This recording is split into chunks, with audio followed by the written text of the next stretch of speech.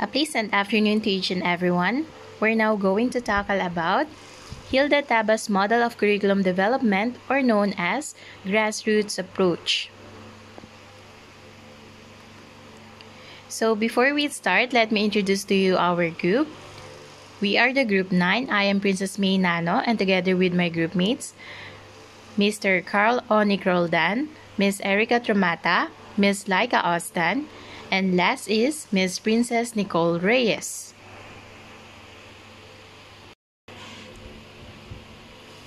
For the introduction, have you ever wondered who should really design the curriculum? The teachers in the classroom or officials in the central office? This presentation explores Hilda Taba's contributions to curriculum theory as an educator and curriculum theorist. Taba emphasized the importance of critical thinking and student-centered education. Her work remains foundational in the field of curriculum development. Okay, class, what do you think is the role should teachers play in developing curriculum? Okay, very good. Teachers should play a central role in curriculum development because they directly interact with students and understand their needs, interests, and learning styles. Hilda Taba believed that teachers are in the best position to design and improve the curriculum from the ground up. So later on, we will further know who is Hilda Tabas and what is the curriculum theory all about. Who was Hilda Taba? Hilda Taba was born in Estonia in 1902.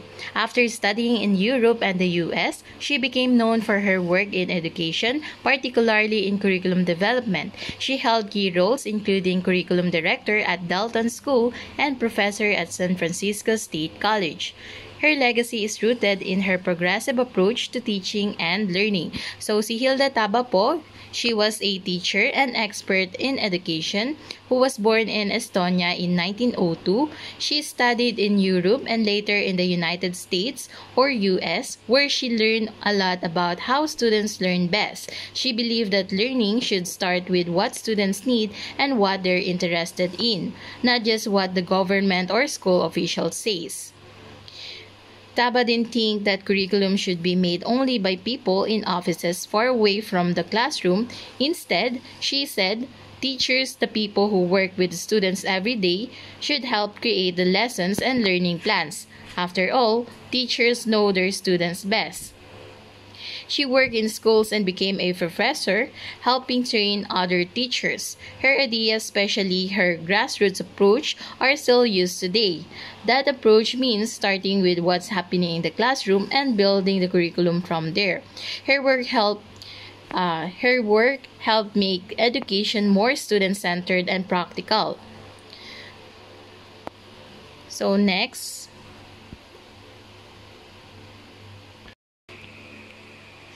now let's proceed to the contributions to curriculum development. Taba believed curriculum should be grounded in the needs of students and society. Her 1962 book, Curriculum Development, Theory and Practice, outlined a comprehensive process for curriculum planning. She emphasized conceptual learning and the development of thinking skills over rote memorization. Hilda Taba believed that curriculum should be designed to meet the real needs of students and society, not just a set of lessons to finish. She thought learning should focus more on understanding the big ideas and thinking critically rather than just memorizing the facts. One of her biggest contributions was showing how curriculum development could be done in a more thoughtful, step-by-step way in her book Curriculum Development, Theory and Practice in 1962. She introduced a clear process that teachers could follow to plan what students should learn, how they should learn it, and how to check if they really understood it. Taba also pushed for the idea that teachers should be involved in creating the curriculum since they work closely with students and know what works in the classroom.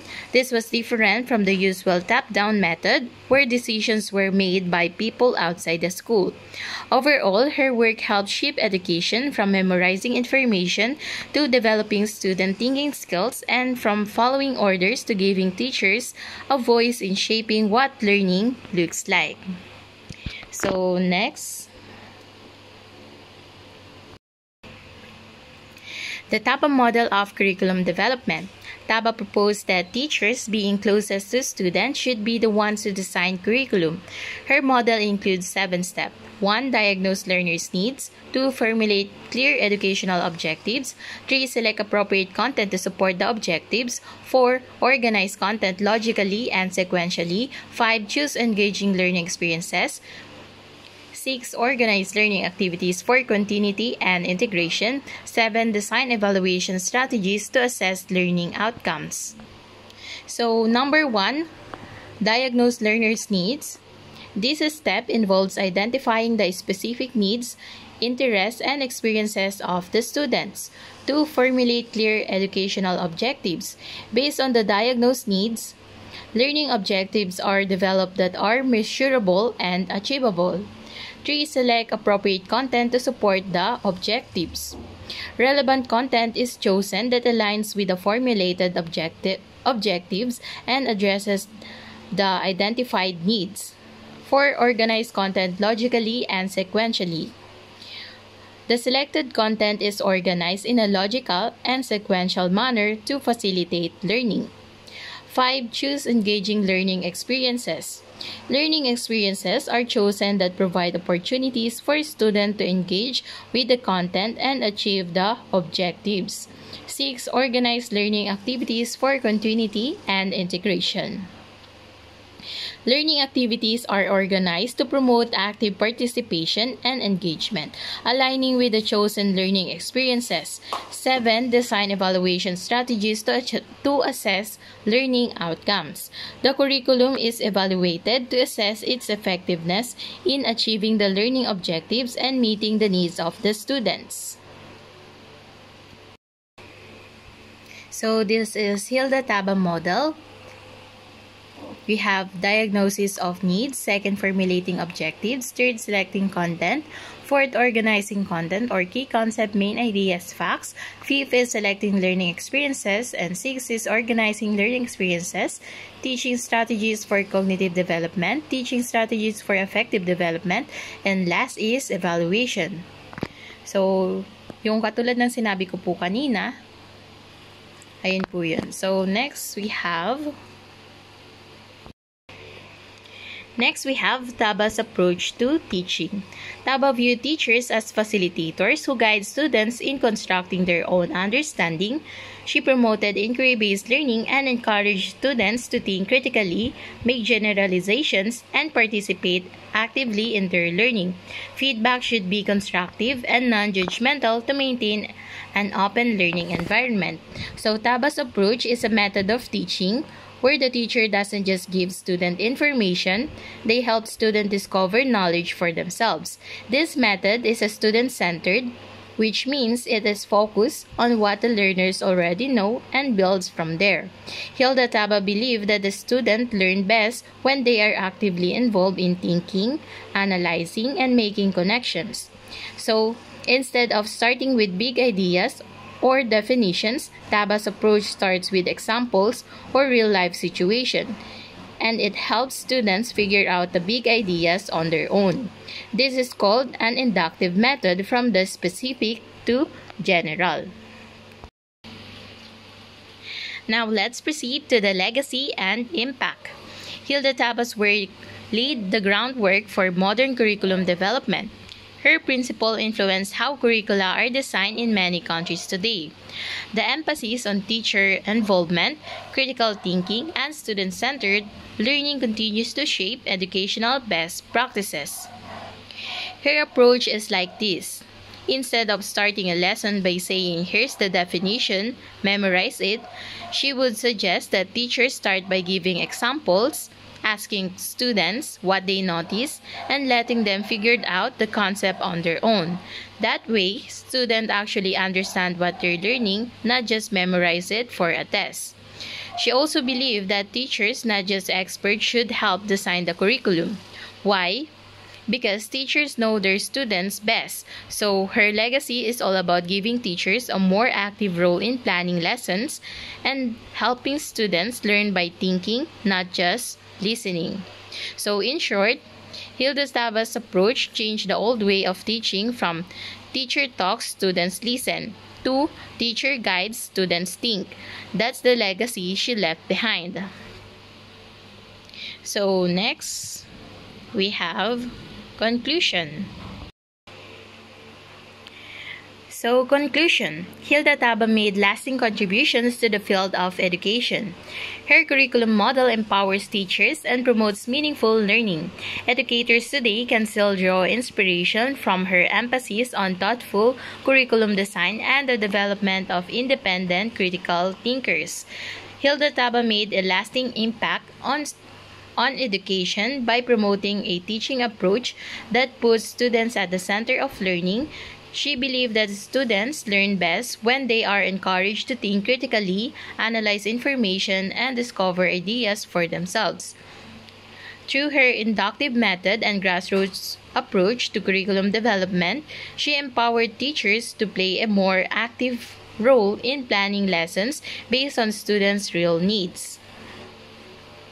Her legacy continues to influence modern classroom by reminding educators that teaching is not just about delivering content.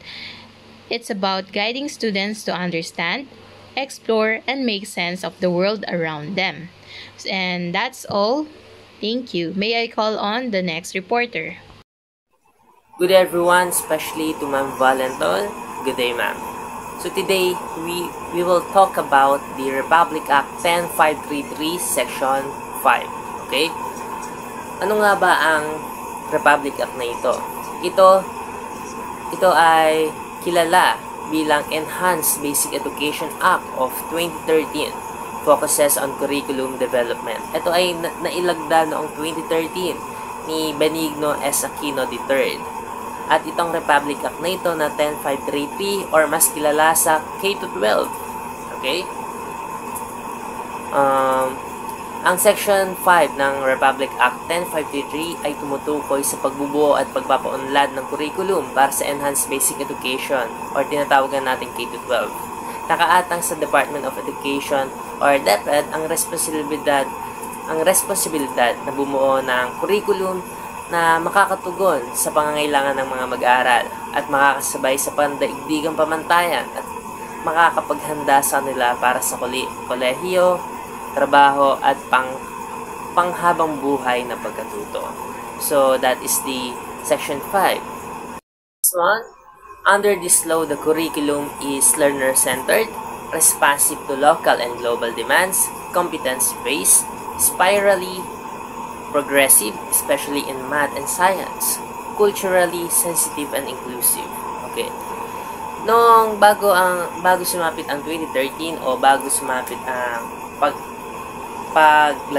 paglagda ng K-12, ang pamamaraan para magturo sa bata ay teacher-centered, kung saan halos ibinibigay na lang sa bata ang mga dapat nilang malaman.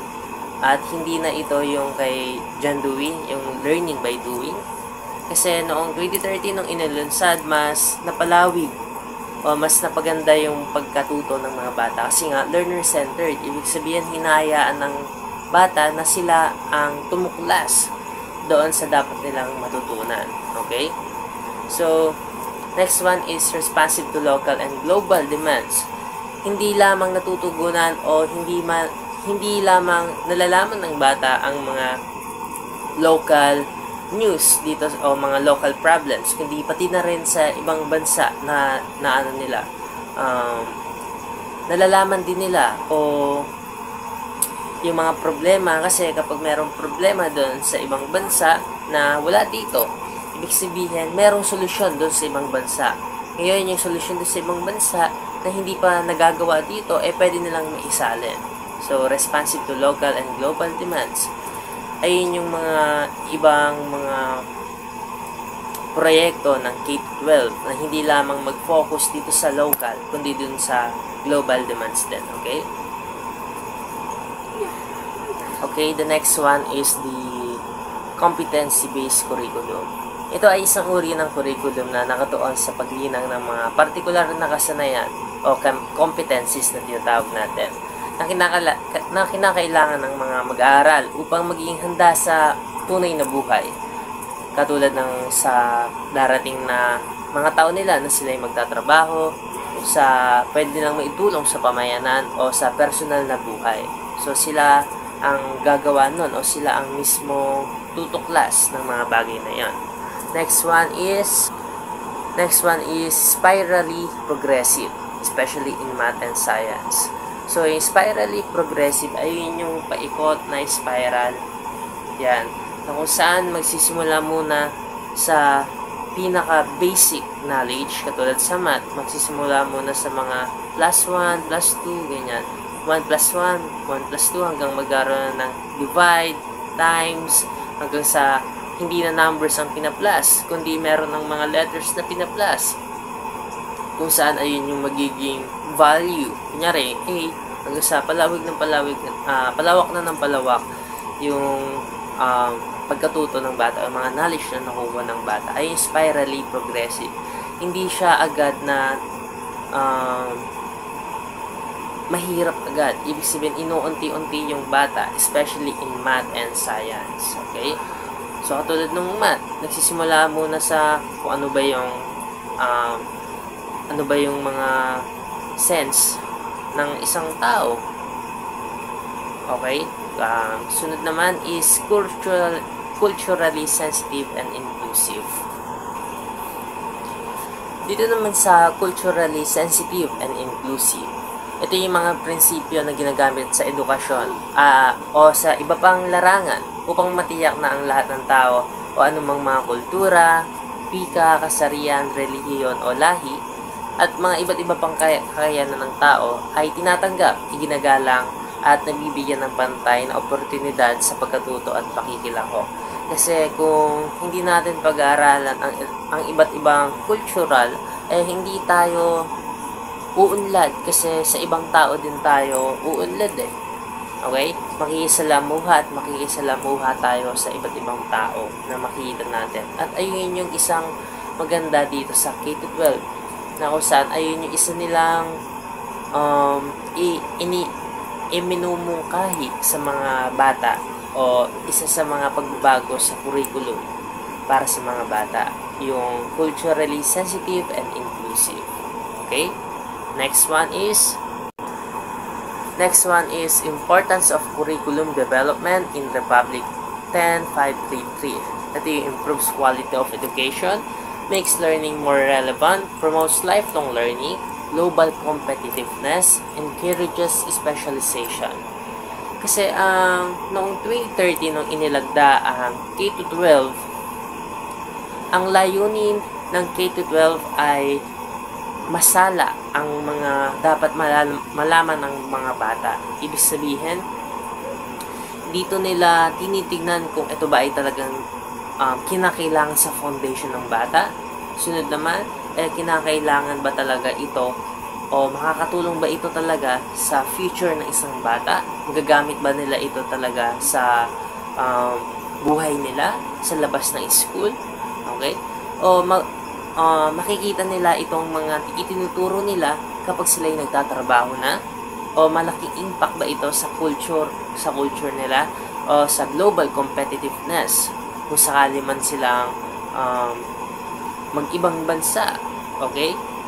And promotes lifelong learning. So, ayun yung importance of curriculum development in Republic Act 10533. Okay? Sinasala, noon kasi hindi masyadong pulido. Ibig sabihin yung iba nauulit yung naituturo sa bata o hindi man ito mahalaga o hindi sobrang halaga nito o hindi relevant doon talaga sa pamumuhay ng isang tao o kailangan nilang malaman. So parang walang kwenta o hindi talaga relevant. Okay? Hindi talaga importante. noon. Pero ngayon, ginagawa nga nilang makes learning more relevant, promotes lifelong learning, and global competitiveness. Hindi lamang dito sa bansa natin, kundi pati na rin sa ibang bansa. Pag ng ibang bansa sila, makakatulong yung mga pag-aaralan simula sa kinder hanggang grade 12. Okay, lalo sa grade 11 hanggang grade 12. Yan.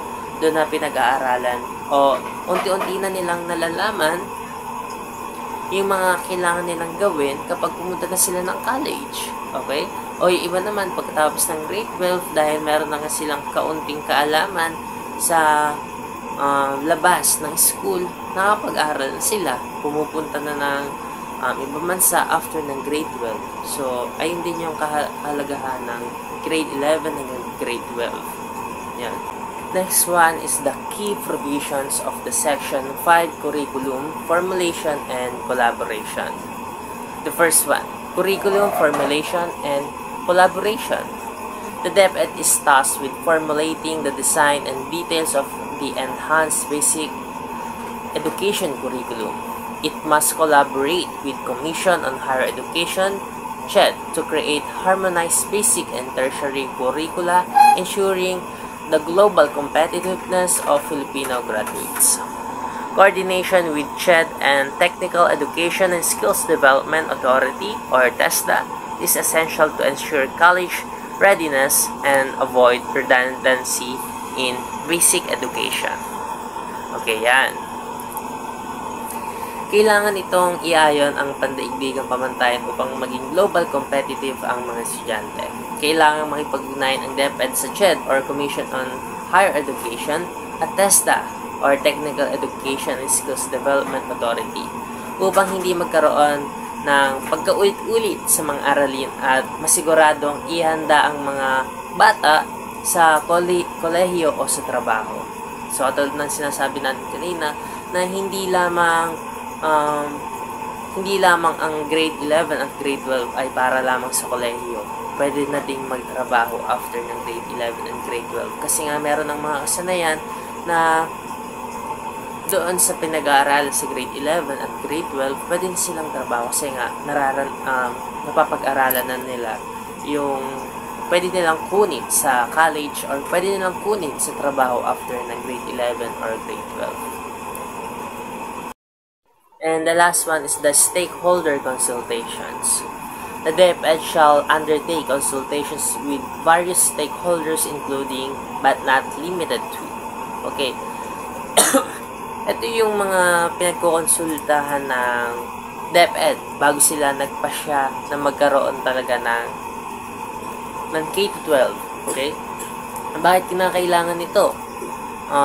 Bakit nila kailangan makipag-ugnayan ng DepEd sa mga ito, katulad na lang ng other national government agencies, Department of Labor and Employment or DOLE, Professional Regulation Commission or PRC, private and public school associations, national student organizations, national teacher organizations, parents teachers associations, chambers of commerce. So bakit nga ba?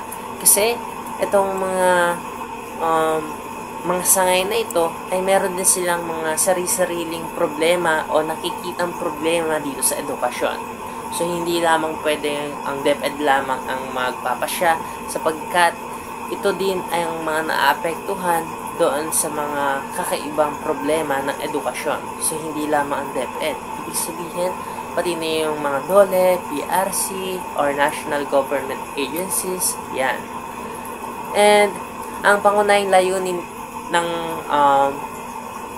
nitong Section 5 ay makalikha o makapagbigay ng bagong edukasyon o mas kapaki-pakinabang at inklusibo or inclusive at merong saysay para sa bawat Pilipinong mag-aaral. Isa sa mga nakakatulong sa kanilang personal na pagpapaunlad sa kanilang sarili at syempre pagpapaunlad sa ating bansa. Okay? So, mas pinaganda ang edukasyon ng K-12 pero alam naman natin na meron pang bagong pag-aaral na pwede pang isalin dito sa DepEd. o kahit sa commission or higher education, meron pa silang mas ipapaganda o igaganda sa ating edukasyon dito.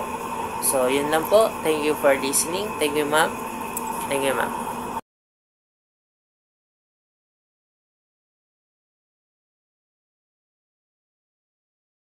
Good afternoon, everyone. I am Laikanay Ostan, B.Ed 3rd year. So today, we're going to discuss about the Republic Act number 10353, which is the Anti-Enforced Disappearance Act 2012.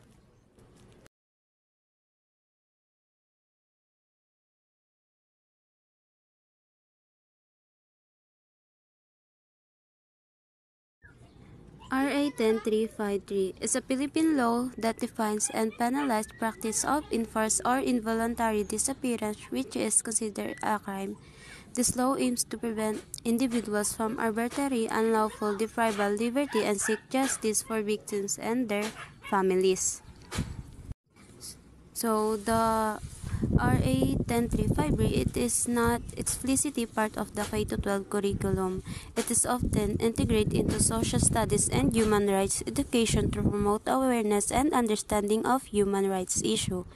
Educators can utilize TABAS models to design curricula that not only meet academic objectives but also promote awareness of human rights issues, including the importance of law like RA 10353. Despite po na hindi siya part ng K-12 K-12 curriculum, dapat is tinuturo pa rin natin siya sa mga students para po habang bata pa po sila is mabigyan sila ng knowledge about these kinds of law. This approach can foster their critical thinking and civic engagement among students, encouraging them to understand their rights and the legal frameworks that protect them. So the RA 10353 provide a key provisions. So here are the examples. Here are the key provisions of RA 10353.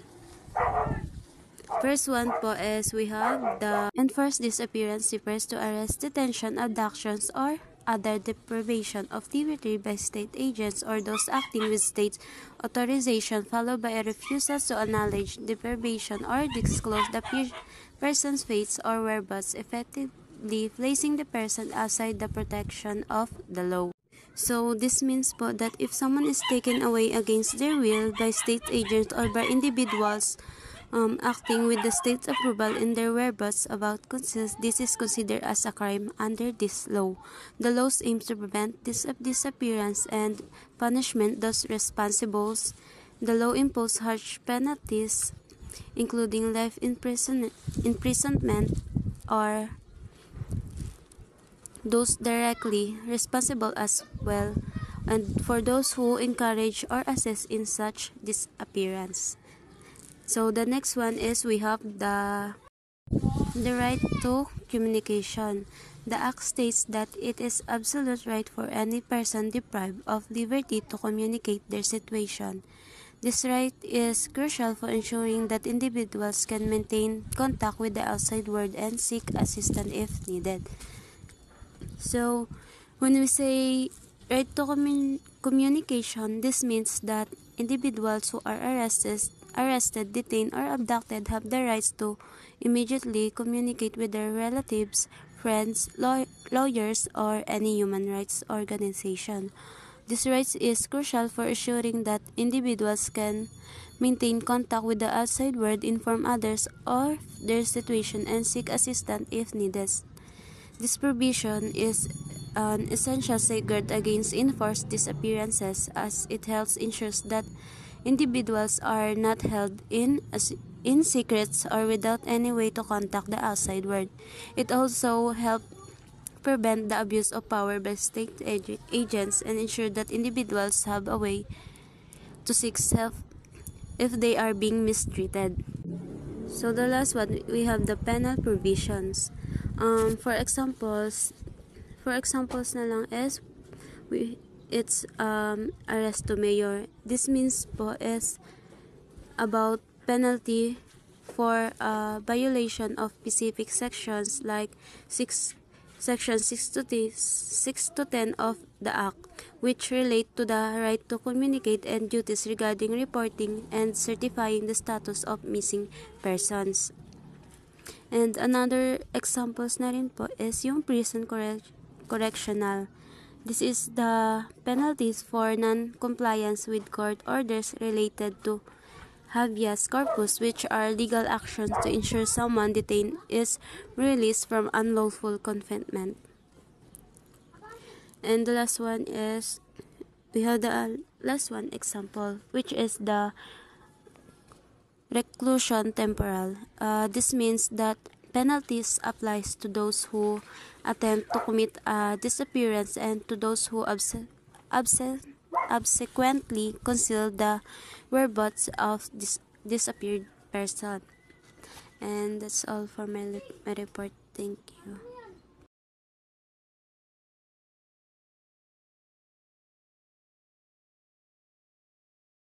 Everyone, this is my part of our report in Group 9. So the title is Republic Act number 7836, the Philippine Teachers Professionalization Act of 1994. Republic Act 7836, also known as the Philippine Teachers Professionalization Act of 1994, is a landmark legalization in the Philippines at strengthening the regularization and supervision of the teaching profession. So, establishing a licensure examination for teachers and set standards for the practicing of teaching at the elementary and secondary levels. So this is the key provision.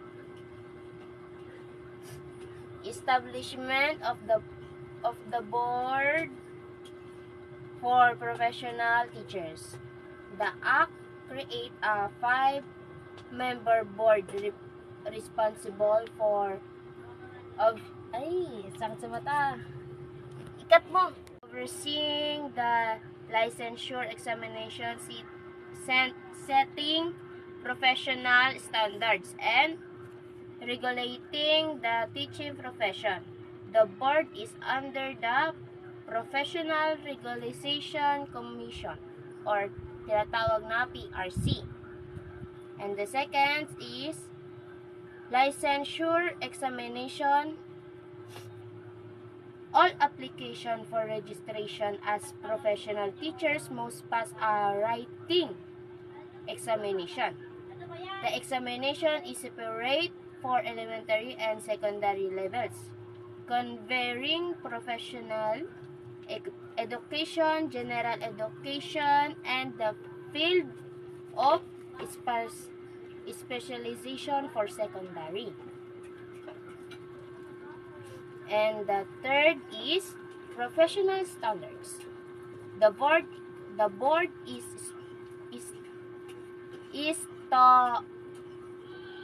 tasked with establishing a code of ethical and professional standards for teacher. And the fourth, supervision and regularization. The Act aims to improve the quality of education through the proper supervision and regularization of the teaching profession. In case of Republic Act of number 7836, seems to professionalize teaching in the Philippines by setting high standards for entry into the profession and ensure ongoing quality control.